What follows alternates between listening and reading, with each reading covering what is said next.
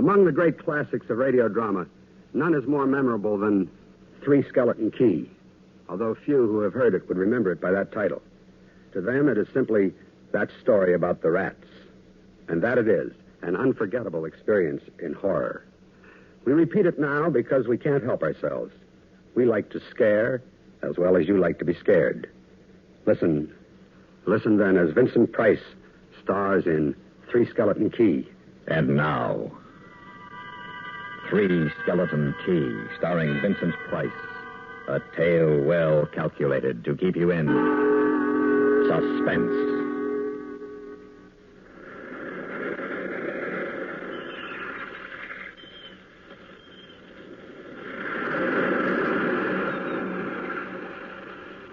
Try and picture this place.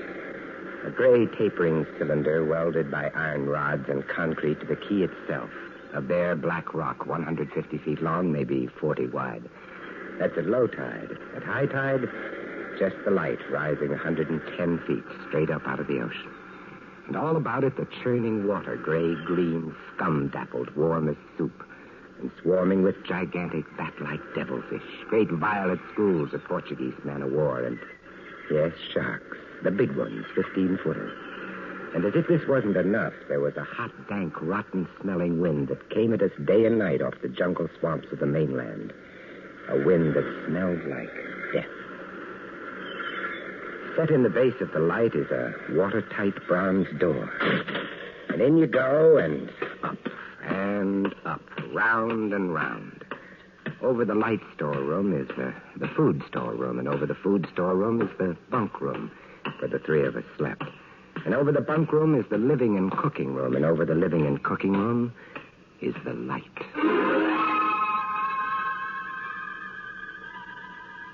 She was a beauty, balanced like a ballerina on the glistening steel axle of her rotary mechanism.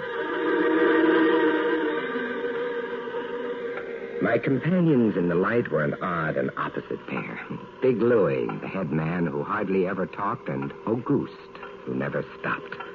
But it wasn't a bad life, especially at night when the others were snoring in their sacks 2 levels down.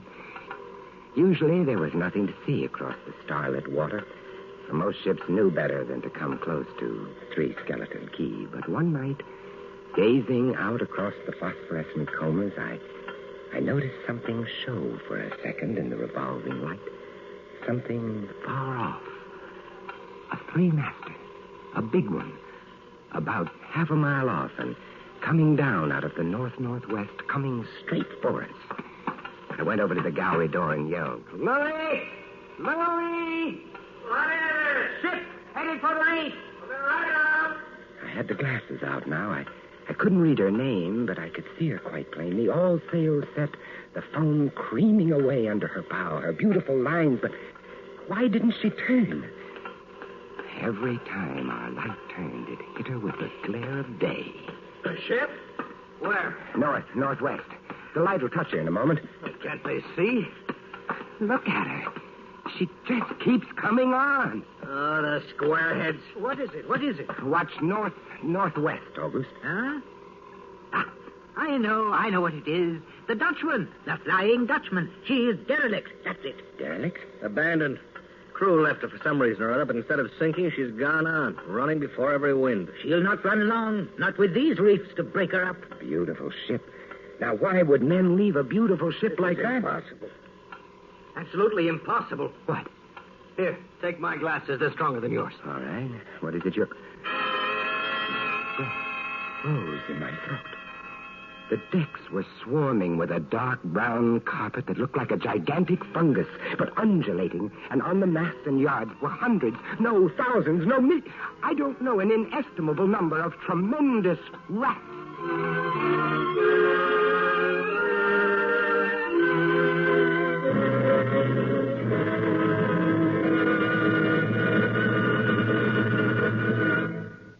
We stood there, the three of us frozen in terror, peering through our binoculars, as the rat-covered ship gracefully, relentlessly bore down upon the quay, until at last, with a horrible certainty, splintering and grinding upon the rocks, she ran aground.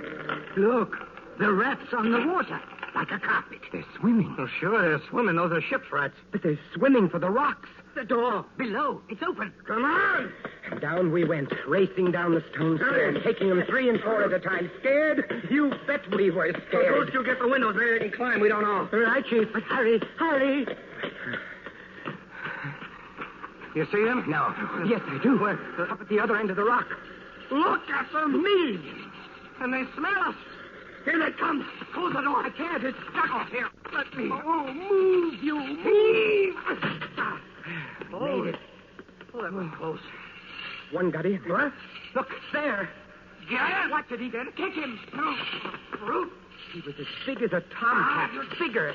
And his eyes were wild and red, his teeth long and sharp and yellow. He went for us, starving, ravenous, and we fought him. Fought that one rat all over the room. It was, oh, believe me, I do not exaggerate.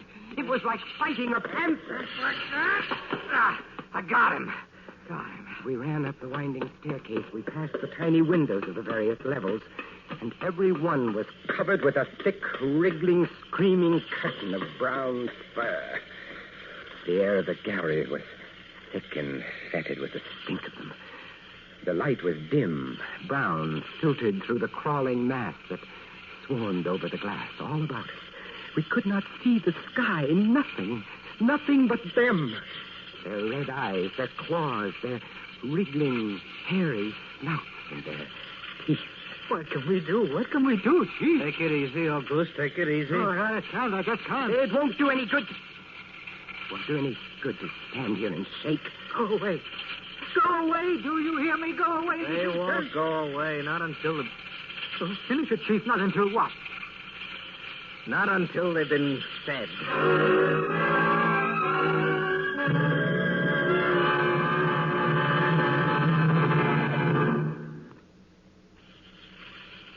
All day long, we sat there in silent horror, watching the writhing mass trying to reach us through the glass, and then at last it began to get dark. One side of the room was lit a soft, filtered red. Sunset through the rats. Very pretty. I set the wicks, checked my fuel, and then lit the lamp.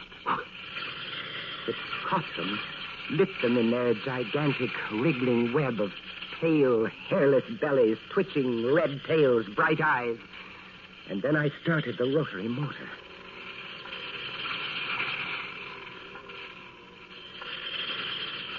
The light drove them mad.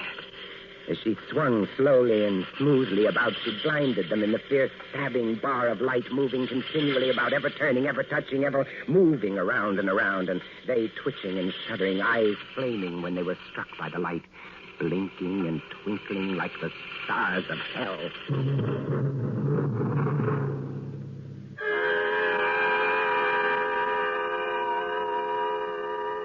You must make the most of any situation to endure it. And we found a way to entertain ourselves by teasing the rats.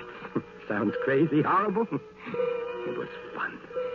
We would get right up against the glass and make faces at them. It drove them crazy. They would scratch away, trying to get at our eyes.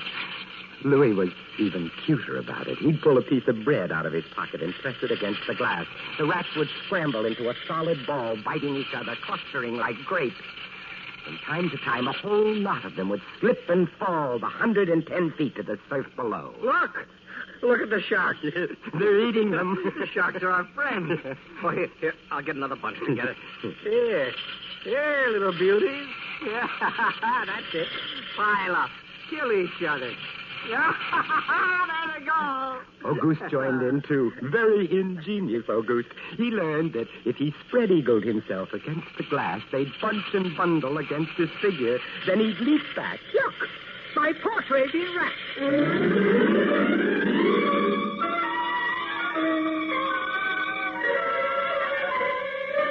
I went off watch about midnight, and I was just falling asleep when I became conscious of a new sound. I couldn't figure it at first, but I got up, lit the lamp, and went to the window. Even as I looked at it, I saw one of the panes begin to sag in.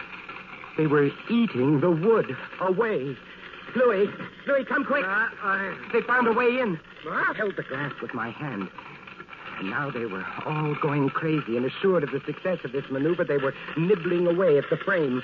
Louis ran below and then returned with a large sheet of tin. We spread it against the window and hammered it into place. Even as we did so, we felt the heavy bodies thudding against the other side as the window gave way. That ought to hold. Yeah. If it doesn't, we're done for. Rats can't eat tin. No. What was that? I don't know. Well, that came from below. The storeroom window. They're in. They're swarming up the stairs. Drop the trap door. Right. Two of them got in. Huh? Go after them. We didn't have to go after them. They came at us. I leaped to one side and grabbed them on spikes, swung and smashed one in midair. I whirled to see Louis with the other. It had ripped his hand open, and the blood was pouring all over the place. He held his hand aloft and kicked at the snarl trap. I stepped ready, swung, and got it. My hand. He got my hand. It's both of them, Louis. I'll get you something to tie that up. Bleeding. Look at it. My blood. I'm bleeding. Don't worry about it, Louis. Now, look. I'll wind this kerchief about it. It'll be okay. There, now, it's not bad, just the flesh. And then I became conscious of a new sound. They were gnawing their way through the wooden trapdoor. I watched the planks, fascinated, and even as I did, it began to give way. A bristling, whiskery snout showed through. The gallery. The trapdoor in the gallery. It's steel. Good. Come on.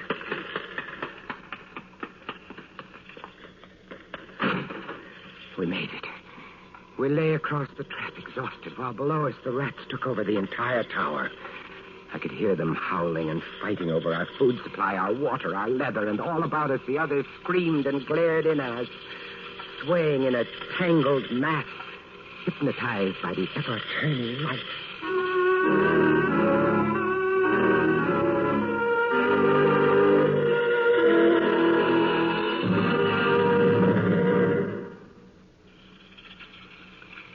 By morning, the air in the little room was horrible. Until now, we'd been getting air from the tower below. Now that was sealed off. And so was all our food and water. We lay exhausted, panting, waiting. And the hours crawled on. I was almost dozing from fatigue when I heard something that brought me to my feet. Would you like to come in, my beauty? Would you? I hold the powers of life and death, and I can let you in, you know. Auguste was standing by the glass, and in one hand he held a big wrench. He was tapping the glass gently, not quite hard enough to break it. I eased myself to my feet and slowly, very slowly, tiptoed toward him. All I have to do is tap just a little harder, and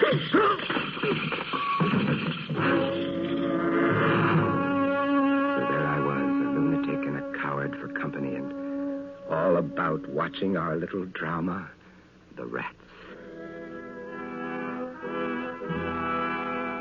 The following day, we lay, thirst-tormented, starving, waiting. And the following night, I again tended the light. But the small supply of spare wicking we kept in the gallery had become exhausted, and quite suddenly, at about midnight, the light went out. There was nothing I could do. Wicks were stored 3 levels below. Nothing I could do, nothing. From time to time, I'd strike a match to see the clock. And when I did, it lit up the million red eyes about us. All about us, watching, waiting. Below, it had grown quiet. They'd cleaned us out, and now they, too, were waiting. All waiting. And then the rats, quite suddenly, were silent. And then I heard it. And then I saw the sky and the stars. The rats were gone. I went to the glass. Out there on the water, a small freighter, a banana boat, came softly and innocently at us. The light was out. They didn't know. I wanted to open the windows, to call out to them, to warn them somehow, but I was afraid. What if the rats were hiding from me, tricking me? And so I waited. She grounded very softly on a reef not 200 yards from the quay. Grounded so gently that the man playing the cornet, was he a passenger, a crewman off watch, didn't even stop playing. They tried washing her back off. I could have told them to save their fuel. The tide was rising, would have floated her free. And I waited. That's all. That's the story. The sun came up and there wasn't a rat on the whole quay. Every last one of that terrible army had deserted us, gone back to sea on their new ship. August, insane asylum, he never recovered. And Louis, they took him into Cayenne where he died of blood poisoning from his bite. Life on Three Skeleton Key isn't bad these days, but sometimes when I see a strange vessel approaching, I get a little nervous. Can you blame me? Somewhere on the seas, there's a little banana boat without a crew. That is, without a human crew.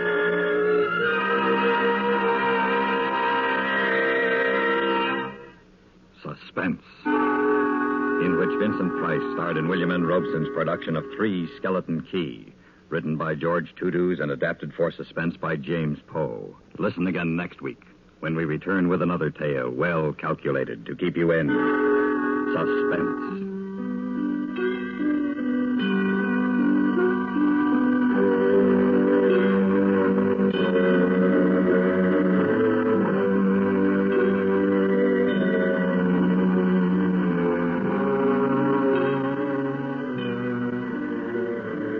America listens most to the CBS Radio Network.